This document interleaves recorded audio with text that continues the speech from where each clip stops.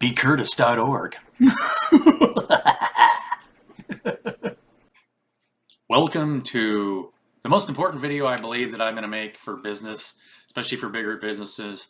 This one is the one that if you implement this something that nobody's ever done in a bigger business, this will transform your company, guaranteed. You will be leaps and bounds above every other company that you'll ever run into. You like my hat? I didn't even realize I was wearing it. I went and got coffee. I'll take it off for you, so you guys can see my beautiful noggin. So this is really important. First, you have to understand that a company is controlled from the outside, correct? Product and consumer controls your company. It doesn't matter what you do on the inside. If you lose product or if you lose consumer, you're done, right? There's nobody to sell anything to, and you're done. So, and this is the same in any single living system out there. You're always controlled by what you're surrounded by. Let's say, I could have $30 million, but if all of a sudden everyone around me stops using the dollar, I'm broke, right? So you're always, the illusion of control is one of the biggest factors in the hierarchical psychology that goes into businesses that really destroys it from the inside out. And a lot of people don't really understand that. You can't control people. Don't ever try and control people. Only try and influence them the way you would treat them, the way you would want to be treated, and try to influence them and don't tell them what to do, but provide support for each other. And that should be in any position that you go through in this whole system. So, if we look at this as an organism, you've got a heart in the middle, or your CEO, owner, whoever's running it. And then at each position from there, you're supporting everybody to the front. So the control is coming from the outside. And from the inside, you are creating an intent, right? Your heart always creates an intent. And then you serve. You create an intent, and then your heart supplies blood and oxygen to the system. So you're providing information and energy. And this is the same way it happens in any living organism.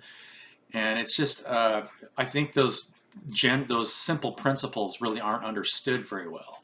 So this is how you need to pick your supervisors. And this is something that I would say is mandatory, and people are going to fight back especially if you're the CEO. You'll have a lot of people just look at you like you're kidding, right? So the reality is in every team, I'm going to use these guys, our frontline employees here as an example.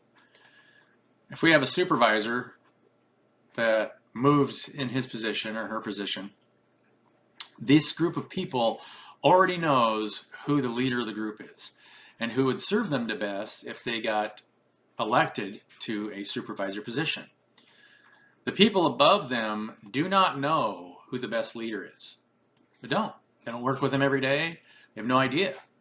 And so if you start interviewing people to take that position, you're creating a psychology where you need to start telling people what they want to hear. So the correct information isn't happening at the right time. Meetings turn into, and I've seen this in every company I've been in that is a larger company, meetings turn into, congratulation ceremonies. Oh, congratulations for all your efforts, instead of just listening to the problems that need solved. Because that's what you're trying to do, right? You're trying to listen to the entire organism and get all the right information at the right time to make sure that things are getting done correctly, right? Not only that, but by doing it this way, the person here understands that their job is being selected by these guys. That means that they have to serve these guys, right? So not only would I have teams select their own leaders, I would have every leadership position come up for grabs annually, and let teams, the people that are working underneath them, the people that are serving, decide whether or not they need to keep that position or not, because they'll know. You need to earn your position in this company. And the only way you can't earn the correct way to do this. You don't earn positions by kissing the butt of the person that you're working for, right?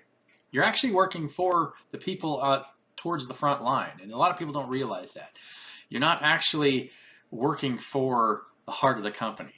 You're just creating an intent. He's creating an intent. So this is what I need. Responsibility are to the people that are working underneath you, because you are serving them.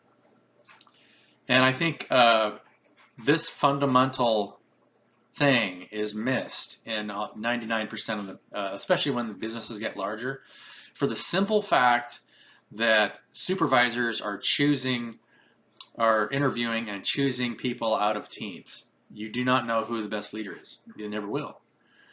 The people in a team they know who's serving each other. The person that goes out of their way to help someone. The person that goes out of their way to make sure people get the right information at the right time. They're organized. They're easy to get along with. They're non-combative. They don't have a big ego. They don't feel like they need to be right all the time. These are fundamental qualities that leaders and groups know. This is the person that I want running our group. And if you nominate people that way and let every tier, the tier underneath, the tier above it, decide who is in that tier, then meetings become very humble experiences, right? If I'm running a meeting and most of the people in that meeting are working underneath me, I realize I am in service to all these people. They decide whether or not I keep my job. That means I can't boss them around. I can't decide, hey, you guys need to do this and that, and then I'm just creating a bunch of yes men, right?